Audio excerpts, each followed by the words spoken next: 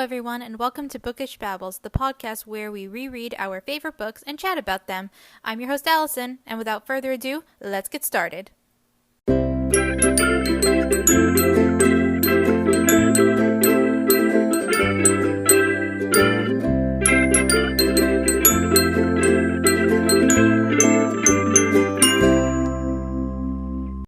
Hello everyone, and welcome to episode 20 of Bookish Babbles. Today we are talking about the final 3 chapters of the Hunger Games. We did it! We made it to the end! But just like with Ballad, I'm also sad that we're at the end. But at least we have 2 more books with Katniss, though there is something really special about book 1. And to be clear, I love every single book in the series. And yes, that includes Mockingjay and Ballad of Songbirds and Snakes. But if I had to pick one to be my favorite, it's this first book. Probably because it feels like the most personal and intimate, because we're just focused on Katniss and her survival story in this book, but it still sets up all the big world conflicts that go on later in the books. Also, there's this kind of haunting quality about the book that I can't quite explain. Probably because it's kids in the arena, because Catching Fire is an amazing sequel and does a fantastic job raising the stakes, but reading about adults fighting to the death isn't the same as kids, you know? Anyway, we got more casting news for Ballad. So we have, very excitingly, we have Zoe Renee as Lysistrata, aka the best mentor in this entire book. She's known for the 2018 movie Jin and a TV show called The Quad. We have Amelie Hoferle, hope I said that right, as Vespania Sickle. She's known for The Roadside Inn and Tapestry, the international stories of inspiring women. And we have Iomid Adigan, again, I hope I pronounced that correctly, as Pup Harrington. I believe this is his first movie, and he's also set to make his TV debut in The Continental, which is a Starz original series starring Mel Gibson, so good for him. We have Caitlin Kinpelumi as Demita. She's going to play Dot in the upcoming adaptation for School for Good and Evil, and she's also known for being in the 2017 film How to Talk to Girls at Parties. We have Sofia Sanchez as Wolvie, known for the 2022 film Paloma. I think it might be a short film, but I'm not entirely sure. Don't quote me on that. So this could be her first full feature debut, so good for her. That's all the updates I've got so far. Still waiting for Dr. Gall. And the rest of the covey, too. Anyway, let's get into the episode. So, last week, Katniss and Peeta cuddle and bond during a thunderstorm. Aw. Thresh dies. Not so great. Peeta accidentally kills Foxface, and the final showdown is about to begin. This week, Cato meets a gruesome end. Katniss and Peeta win the games, but they've made the Capitol rather angry, and their lives are going to get more complicated. So with all that being said, let's dive into chapter 25.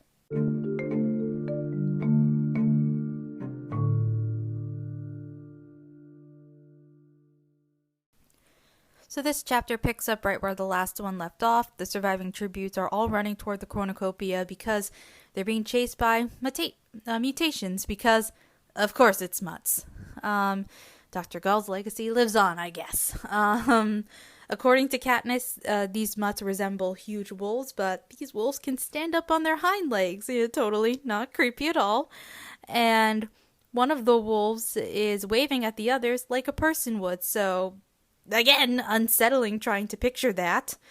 And just as Katniss reaches the tail end of the cornucopia, she remembers Peeta. And I think I've talked about this before, but I really like how Katniss isn't just, a perfect, selfless heroine, because she has flaws and she does have moments of selfishness. And I think most of us in this kind of situation would run and just think about getting away and barely spare a thought for whoever else or is with us. Anyway, Peeta's about 15 yards behind Katniss. Cato's already climbed up to the top of the cornucopia. Katniss fires an arrow, kills one of the mutts, closing in on Peeta, then climbs up since she can't protect them very well on the ground. And just to make things worse, because it has been sitting in the sun all day, the metal on the cornucopia is hot enough to give Katniss blisters, so yay. Cato's currently laying down on top, gasping to catch his breath. Katniss starts to get another arrow ready since this will be her best chance to take Cato out, but then Peeta's crying out. And saving his life is more important than anything else, in my opinion. Peeta's reached the tail of the cornucopia and the mutts are on his heels as he starts to climb. Katniss shoots another mutt in the throat, and as it dies, it lashes out and wounds a couple other mutts, so it has really sharp claws.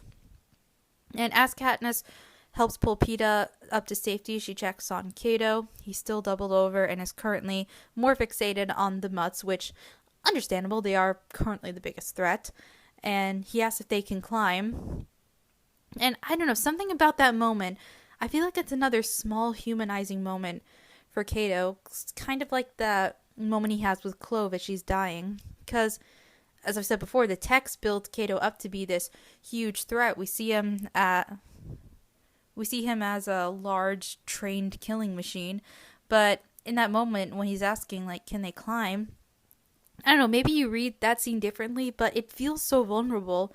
And for, like, just a brief moment, Cato's almost kind of united with Katniss and Peeta. Because all three of them would be very concerned over whether or not the mutts could climb the cornucopia. Maybe I'm reading too much into it, but here's your reminder that as much as we don't like Cato, he's still just a teenage boy who was brainwashed to be a killing machine.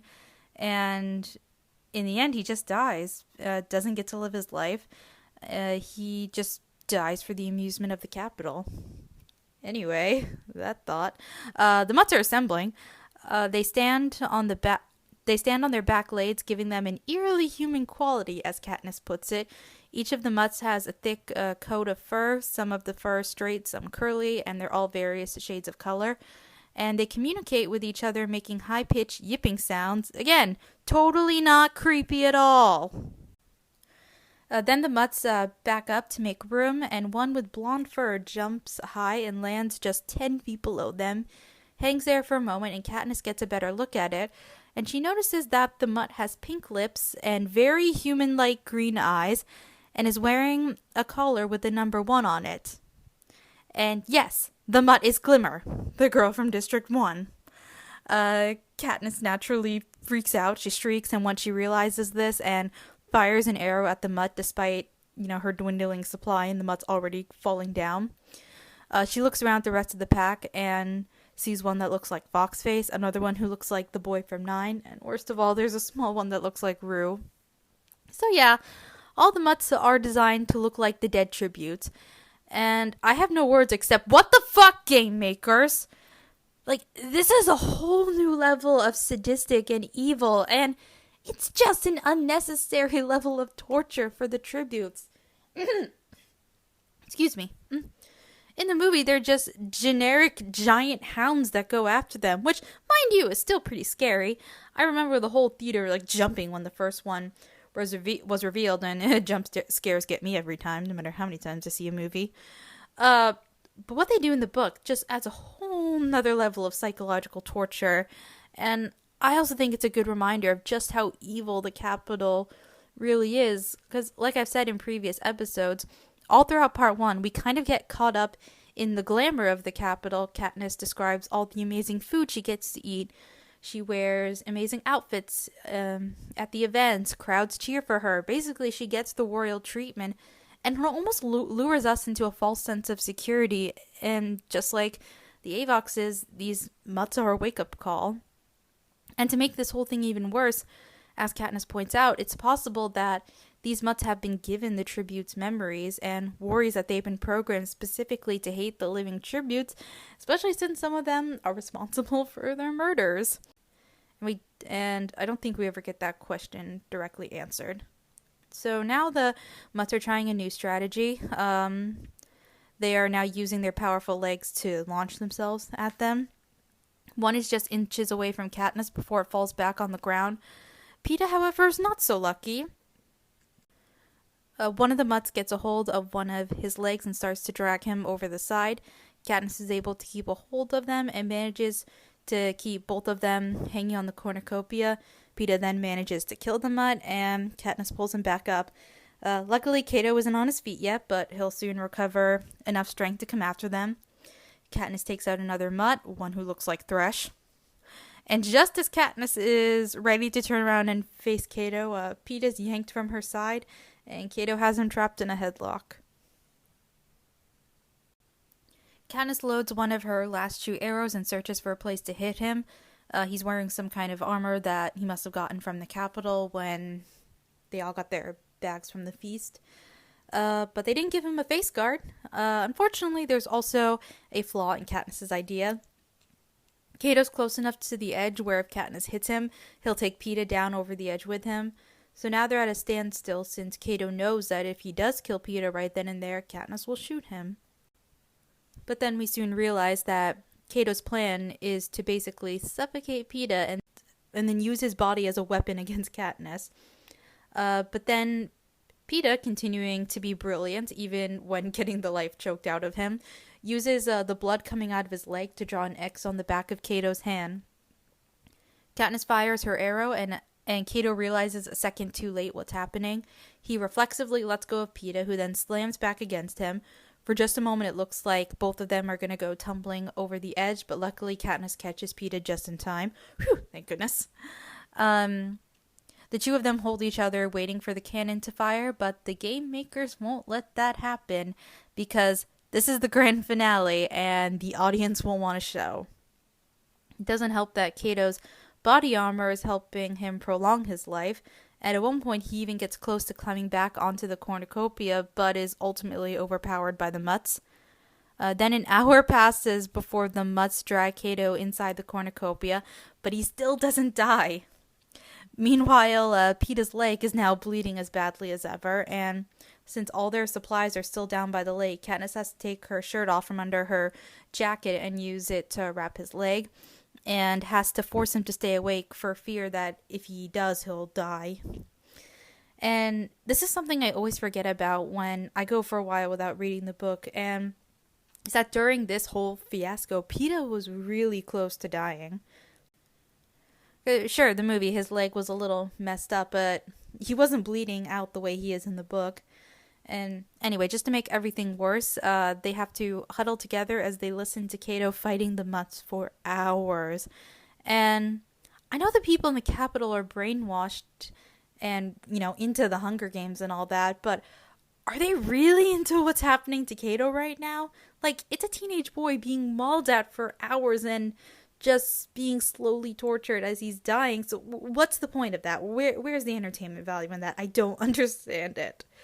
Cato was by no means a character that I particularly like, but this is too much. No one deserves that. And not to sound too horrible, but not winning is probably the best thing for Cato, because we see in Catching Fire that Katniss has really bad PTSD from the games. I can only imagine how bad it would be for Cato, since he had to fight mutts who look like not only people that he killed, but people that he allied with, maybe even considered friends on some level. And I don't even want to think about what was going through his head when he saw a mutt that looked like Clove. Anyway, at some point the sun starts rising, and Cato's still not dead. When the mutts finally drag him out of the cornucopia, Katniss gets an arrow ready, hoping for an opening for a mercy kill. And this is the passage from the book. It takes a few moments to find Cato in the dim light, in the blood. Then the raw hunk of meat that used to be my enemy makes a sound, and I know where his mouth is. And I think the word he's trying to say is, please. Pity, not vengeance, sends my arrow flying into his skull. And then a cannon fires. Yeah, something I really appreciate about this moment is how it doesn't gloss over the reality and the awfulness of it. Like, it's not presented to us as a moment of triumph. We're not happy because, the big bad is dead, because Cato is not the big bad. He's just a messed up kid who had a very gruesome end. And the movie does touch on how awful his ending is, and it doesn't feel like a triumphant moment even in the movie, but it's short. And, I get they have to cut on time in the movie, but I kind of wish they had, I don't know, done something where they keep cutting away to show time passing so we could see how dragged out Cato's death is and how much of a toll mentally it is for Katniss and Peeta to witness.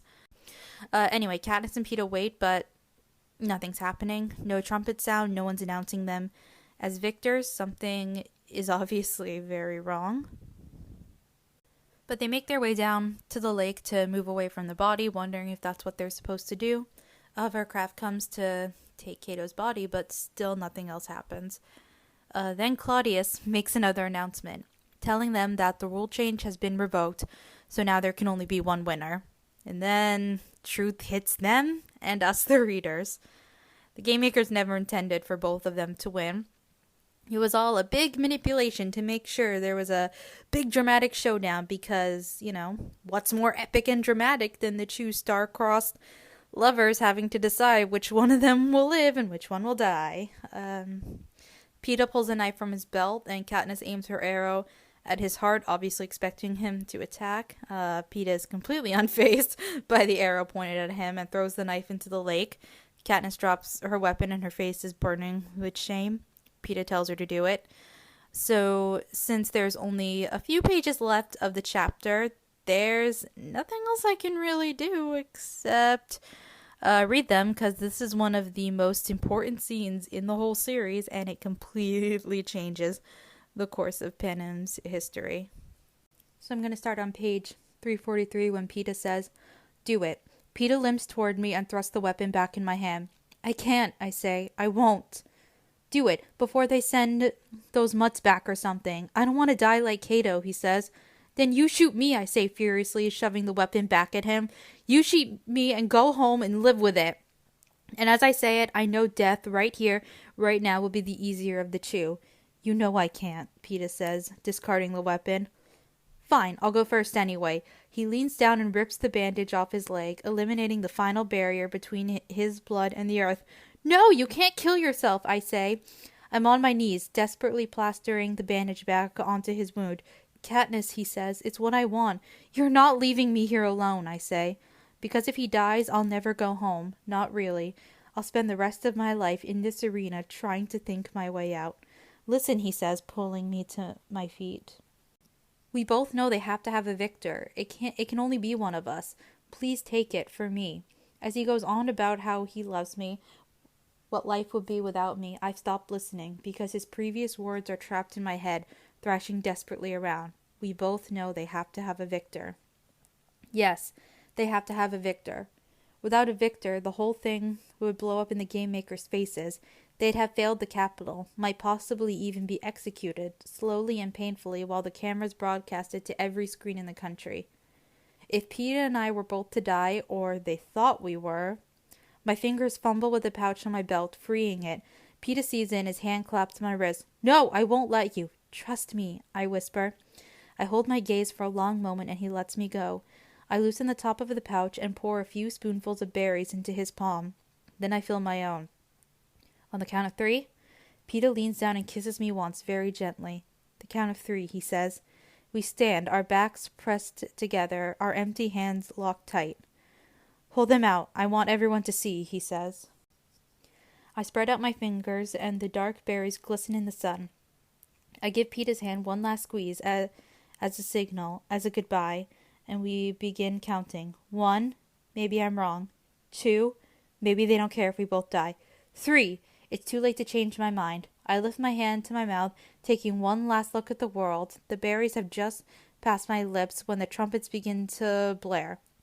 The frantic voice of Claudius Templesmith shouts above, "Stop! Stop!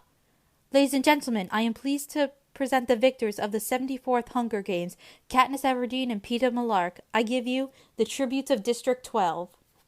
And with that being said, it's time for a break.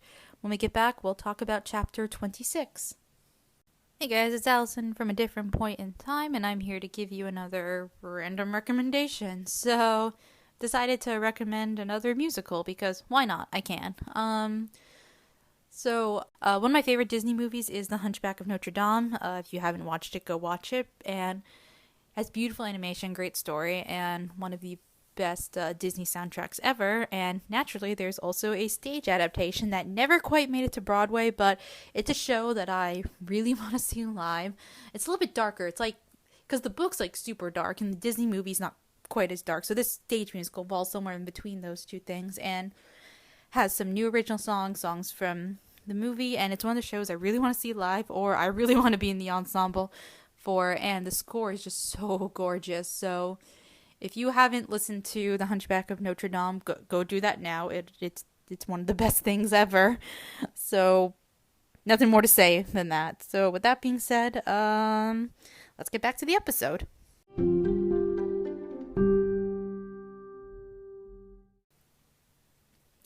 And we're back. So this chapter picks up where the last one left off. Katniss and Peeta spit out the berries and wash out their mounts with the water from the lake.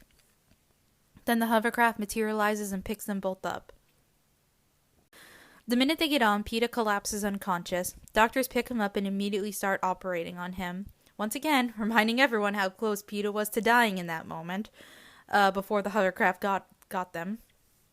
While the doctors operate, Katniss has a moment where she thinks that she's back in the arena and the doctors are just another thing threatening Peeta's life, so she lunges at them. So she's then thrown into a different room and a glass door sealed between them. And there's a really good passage on page 347, so I'm going to read that for you guys.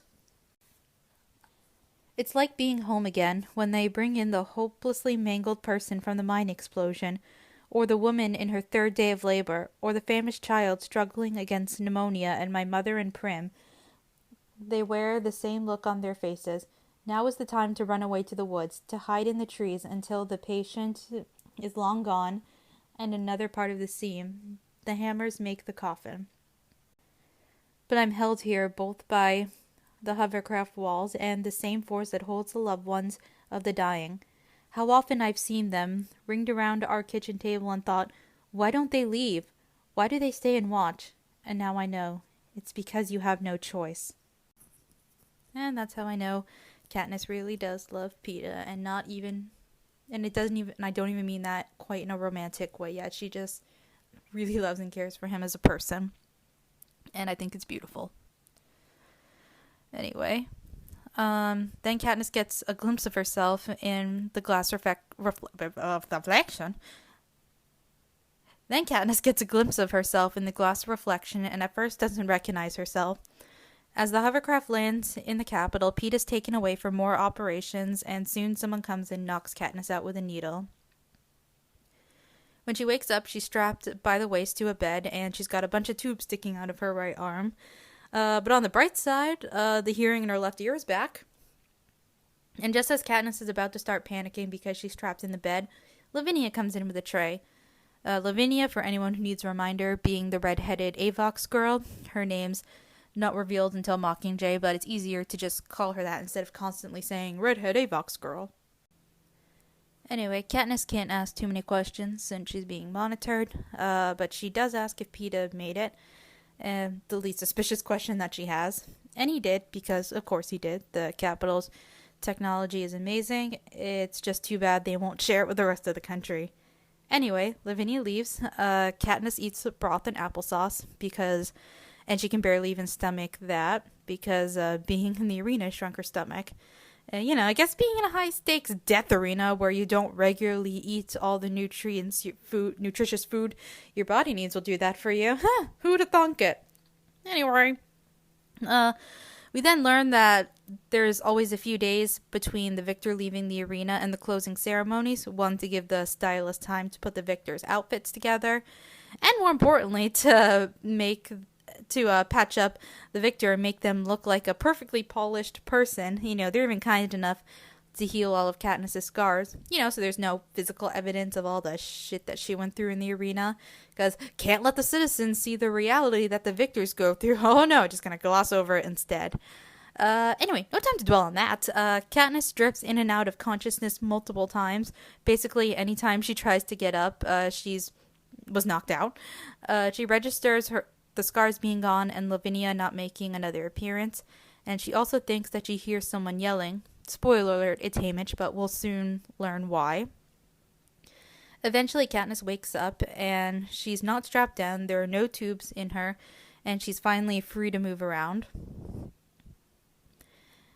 And there's also an outfit laid out for her. It's the same outfit she and the other tributes wore in the arena, a clean set, obviously.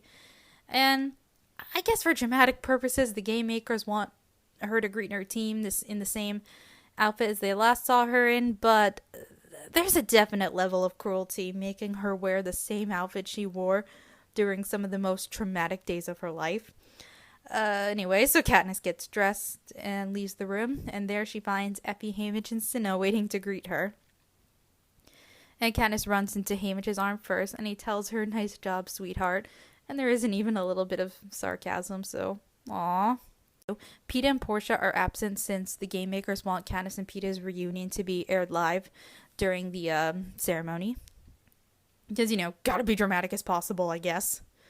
Then Cinna leads Katniss to the lobby of the training center, and we realize that the whole time Katniss has been in the hospital, she's been underground. And there's a moment in the elevator when Katniss thinks about all the dead tributes who will never return. And she starts to have what I think could be considered a panic attack. But then that gets interrupted when the elevator door opens and her prep team is there to greet her. And it's easy to be distracted from your dark spiraling thoughts with those three around, so they really do come in handy. But in all seriousness, they are genuinely happy to see Katniss, so it is a really sweet moment. Katniss describes it as being happy to see a beloved pet at the end of a long day. They sweep Katniss into the dining room and she's able to eat a real meal, though her portions are still being controlled since they deny her when she asks for seconds. After all, they don't want to risk her throwing up on stage, but Octavia still slips her an extra roll under the table, because that's what heroes do. After she eats, the prep team gets her ready. They also chatter continuously, meaning Katniss barely has to respond, which is good because she's not feeling very talkative. Can't imagine why. Because, what else do people in the Capitol talk about? Katniss also notices that as the prep team talks, they manage to make it about themselves. What they were doing when certain things happened, how they felt when they happened, and this is definitely Suzanne calling out how we as a society sometimes center ourselves around tragedies, and it might have only gotten worse since social media exploded, but don't want to focus too much on the actual horror for the people who are directly affected by the thing. No, easier for the prep team to talk about getting their eyebrows dyed instead of talking about how, 22 families will never see their children again. In District 12, according to Katniss, they have a very different reaction to the games. They watch because they have to and then get back to business as quickly as possible. Once the prep team is done, Cinna comes in with a yellow dress. When Katniss puts it on, she notices that there's a padding over her breast and it gives her curves that have been it gives her curves that the game stole from her body. And Katniss understandably doesn't like this. But unfortunately, this was a compromise, because apparently the game makers wanted to alter her surgically, and this was why Haymitch had been yelling. He got into a big fight with the game makers over it.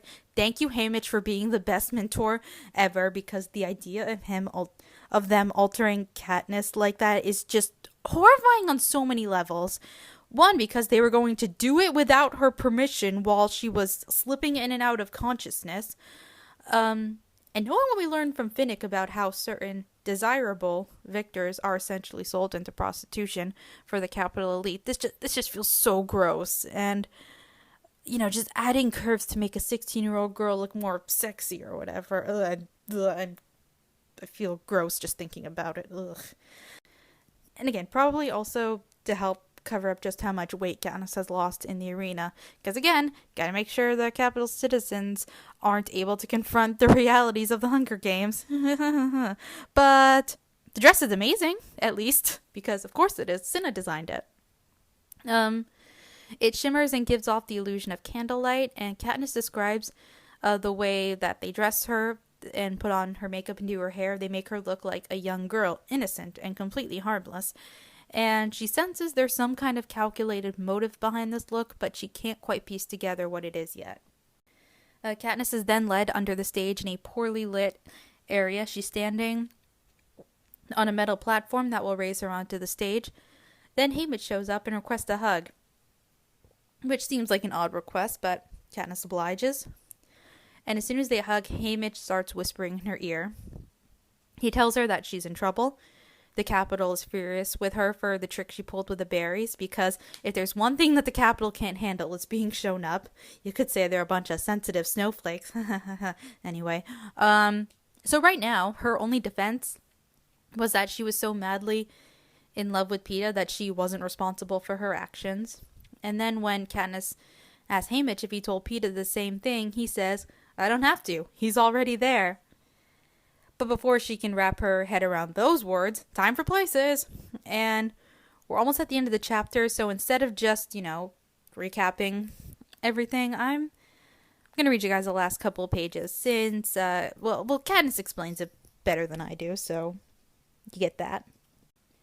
I tug on my skirt, willing it to be longer, wanting it to cover the knocking in my knees. Then I realize it's pointless, my whole body shaking like a leaf. Hopefully it will be put down to excitement. After all, it's my night.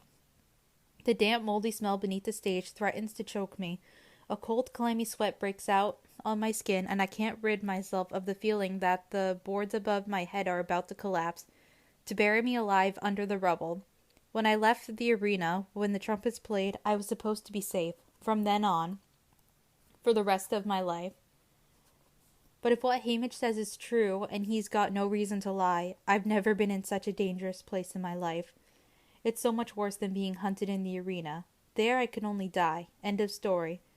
But out here, Prim, my mother, Gale, the people of District 12, everyone I care about back home could be punished if I can't pull this off the girl driven crazy by love scenario Haymitch has suggested. So I still have a chance, though. Funny, in the arena, when I poured out those berries, I was only thinking of outsmarting the game makers, not of how my actions would reflect on the Capitol. But the Hunger Games are their weapon, and you're not supposed to be able to defeat it. So now the Capitol will act as if they've been in control the whole time, and as if they'd orchestrated the whole event, right down to the double suicide. But that will only work if I play along with them. And Peeta will suffer too if this all goes wrong. But what was it Haymitch said when I asked if he had told Peeta the situation? That he had to pretend to be desperately in love. Don't have to. He's already there. Already thinking ahead of me in the games again and well aware of the danger we're in? Or already desperately in love? I don't know. I haven't even begun to separate out my feelings about Peeta. It's too complicated. What I did as part of the games as opposed to what I did out of anger at the Capitol, or because of how it would be viewed back in District 12? Or simply because it was the only decent thing to do, or what I did because I cared about him. These are questions to be unraveled back home, in the peace and quiet of the woods, when no one is watching. Not here with every eye upon me. But I won't have that luxury for who knows how long, and right now the most dangerous part of the Hunger Games is about to begin. And with that being said, it's time for another break. When we come back, we'll talk about the last chapter of the Hunger Games. Hey guys, here with another random recommendation, and this is a book that I have not read yet, but I want to read very soon because I feel like it's a book a lot of us are going to want to read. It's called Outlawed by Anna North. I'll read you guys the summary. In the year of our Lord 1894, I became an outlaw.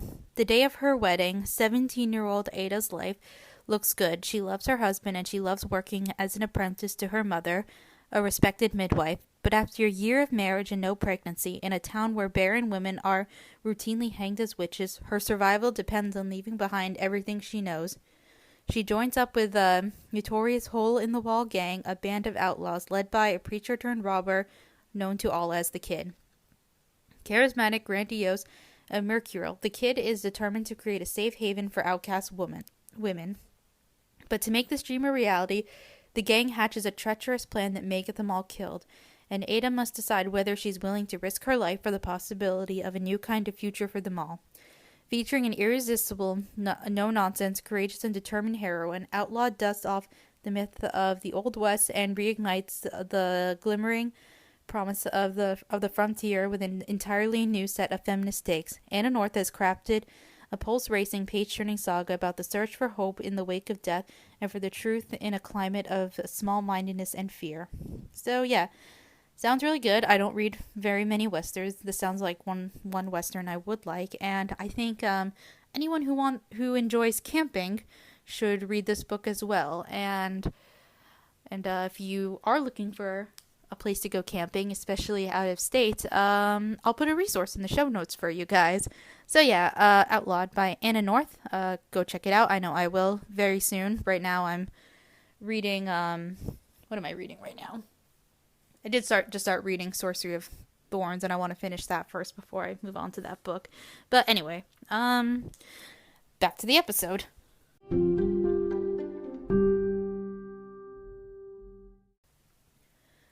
Okay, we're back here at the end of book 1. I'm being dramatic right now, I know, but like I've said before in the past, this is my favorite book in the series, and I'm sad that it's gonna be over.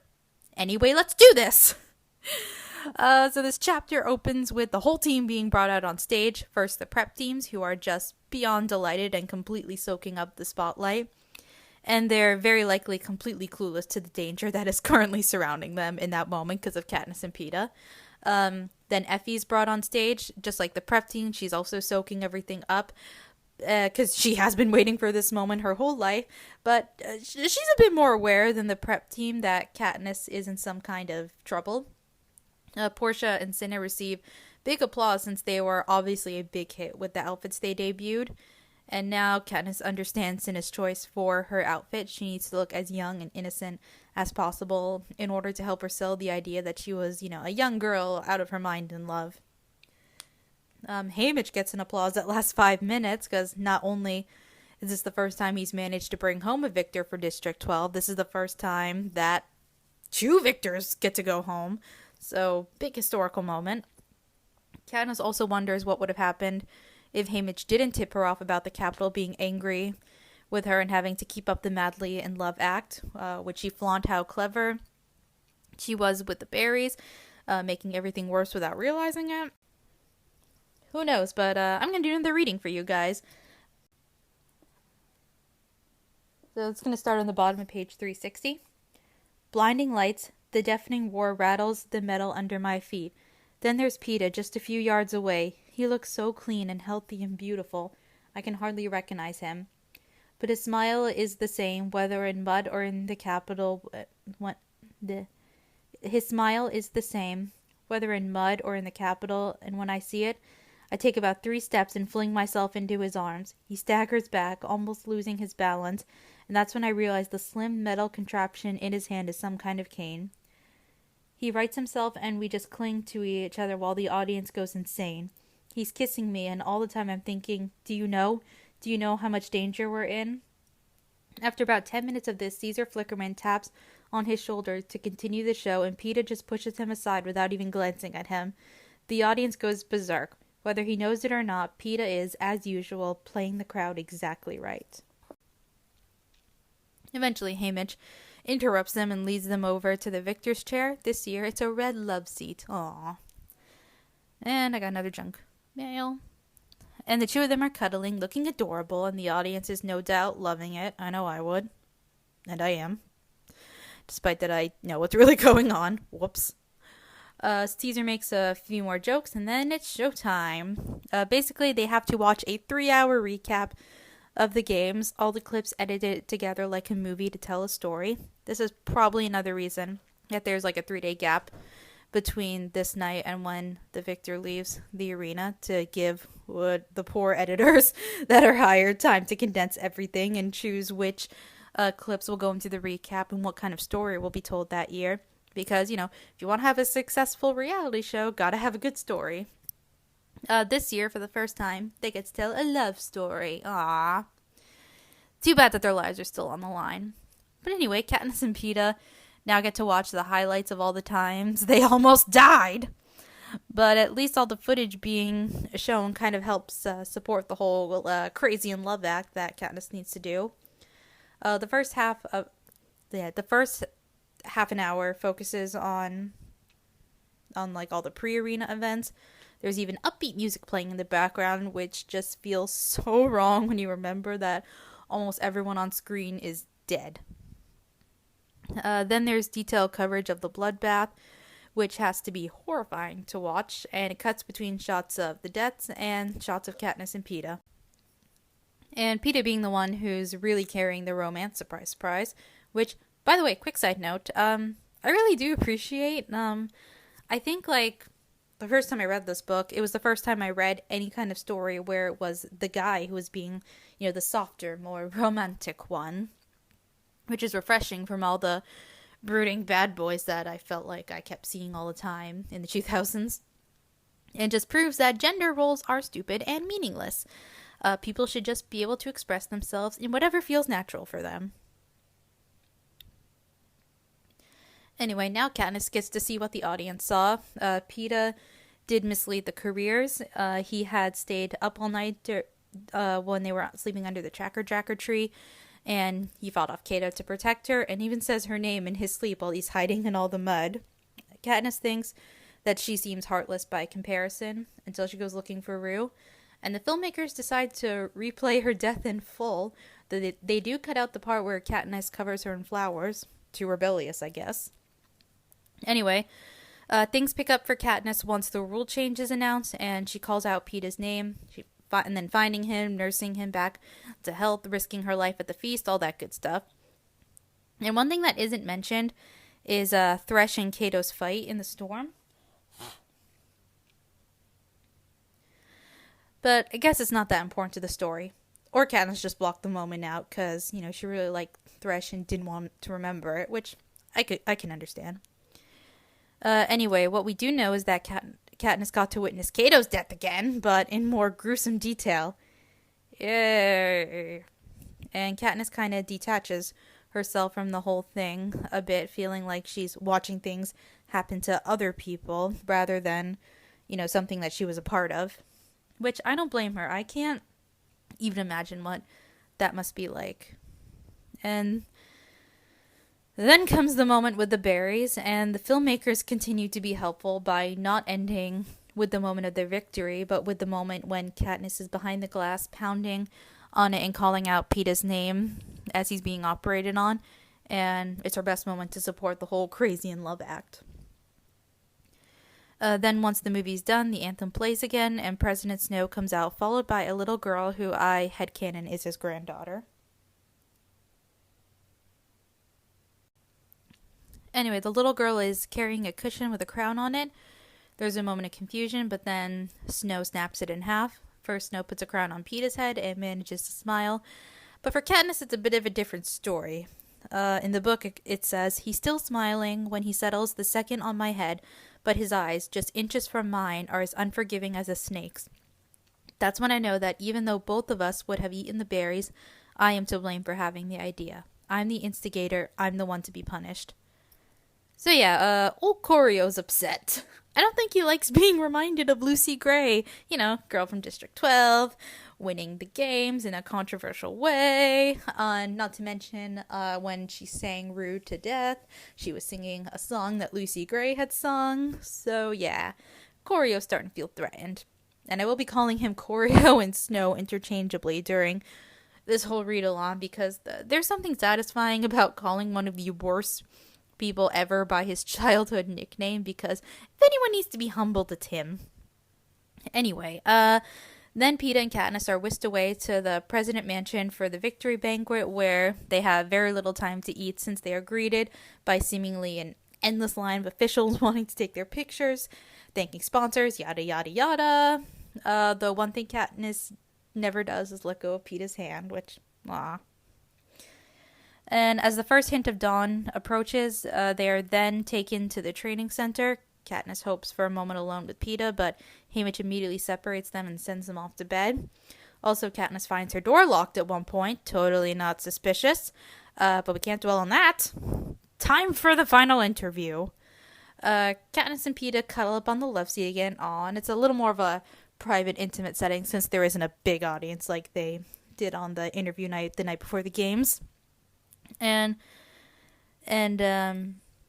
interview starts out easy. Caesar and Peeta have easy banter. Katniss only has to chime in occasionally. Then they get into how, they fell in love. How for Peeta it was love at first sight, and for Katniss it really hit her when that she had feelings for Peta when it was announced both could win, because she's like, this is when I knew I could keep him. Aw, she's doing her part well. And then they get to the moment where they talk about the berries, and Katniss manages to get out the answer Haymitch coached her to do. And then it's over. Haymitch tells her that she did well. Then Katniss goes back to her room to collect a few things, but nothing to take back but the Mockingjay pin. Katniss mentions that she barely has time to say goodbye to Sin and Portia, but that's okay, because she'll see them soon for the victory tour. Yay! Then they're on the train with Haymitch and Effie. They eat a big dinner on the train and watch the recap of the interview. And there's no other way for me to close this chapter and this book other than doing a reading for the last few pages, because not only is this the end, it helps set up some of the problems and drama that will happen in the next book. So here we go. With the capital growing further away every second, I begin to think of home, of Prim and my mother, of Gale. I excuse myself to change out of my dress and into a plain shirt and pants. As I slowly, thoroughly wash the makeup from my face and pull my hair in its braid, I begin transforming back into myself, Katniss Everdeen. A girl who lives in the seam, hunts in the woods, trades in the hob. I stare in the mirror as I try to remember who I am and who I am not. By the time I join the others, the pressure of Peta's arm around my shoulder feels alien. When the train makes a brief stop for fuel, we're allowed to go outside for some fresh air. There's no longer any need to guard us. Peta and I walk along the track hand in hand, and I can't find anything to say now that we're alone. He stops to gather a bunch of wildflowers for me.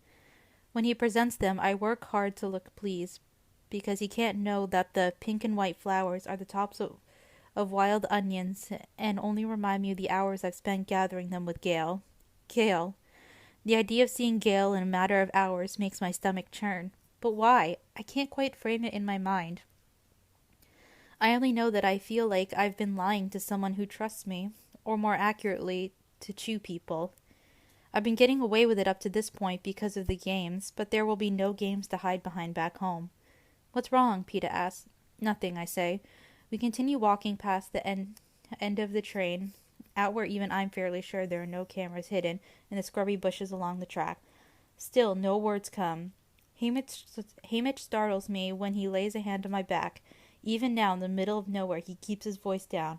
Great job, you two. Just keep it up in the district until the cameras are gone. We should be okay. I watch him head back to the train, avoiding Peta's eye.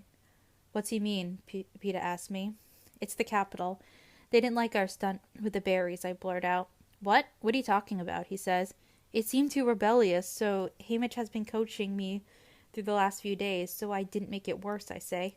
Coaching you? But not me, says Peta. He knew you were smart enough to get it right, I say. I didn't know there was anything to get right, says Peta. So what you're saying is, these last few days, and then, I guess, back in the arena, that was just some strategy you two worked out? No, I mean, I couldn't even talk to him in the arena, could I stammer. But you knew what he wanted you to do, didn't you, said Peta. I bite my lip. Katniss. He drops my hand, and I take a step as if to catch my balance. It was all for the games, Peta said. How you acted? Not all of it, I say tightly, holding onto my flowers. Then how much? No, forget that. I guess the real question is, what's going to be left when we get home, he says. I don't know. The closer we get to District 12, the more confused I get. He waits for further explanation, but none's forthcoming. Well, let me know when you work it out, he says, and the pain in his voice is palatable. I know my ears are healed because even with the rumble in the engine, I can hear every step he takes back to the train. By the time I've climbed aboard, Peta has disappeared into his room for the night. I don't see him the next morning either. In fact, the next time he turns up, we're pulling to District 12. He gives me a nod, his face expressionless. I want to tell him that he's not being fair, that we're strangers, that I did what it took to stay alive, to keep us both alive in the arena, that I can't explain how things are with Gale because I don't know myself. That's no good loving me because I'm never going to get married anyway, and he just end up hating me later instead of sooner. That if I do have feelings for him, it doesn't matter because I'll never be able to afford the kind of love that leads to family, to children. And how can he? How can he after what we've just been through? I also want to tell him how much I already miss him, but that wouldn't be fair on my part. So we just stand there silently, watching our groomy little station rise up around us. Through the window, I can see the platforms thick with cameras. Everyone will be eagerly watching our homecoming. Out of the corner of my eye, I see Peeta extend his hand. I look at him unsure. One more time? For the audience, he says. His voice isn't angry. It's hollow, which is worse. Already the boy with the bread is slipping away from me. I take his hand, holding on tightly, preparing for the cameras, and dreading the moment when I will finally have to let go. Ah! And with that being said, we are at the end. I have no words other than to say thank you so much for listening. I have a wrap-up, final thoughts episode for this book coming out soon, so we can dive into all that next time. And then after that, I'm going to have some friends on. We're going to talk about the movie. And I have a feeling that episode is going to be long. I'll probably end up splitting it into parts because me and my friends could talk about the Hunger Games for hours. As you guys saw when I did the ballad wrap-up episode with Gabby. Don't forget to follow, subscribe, so you get notified when I post new episodes, including bonus episodes that I occasionally do. Link to Instagram in the show notes that I sometimes remember to post on. Whoops. Anyway, I hope you guys have a great day/night, and I will talk to you next time. Bye!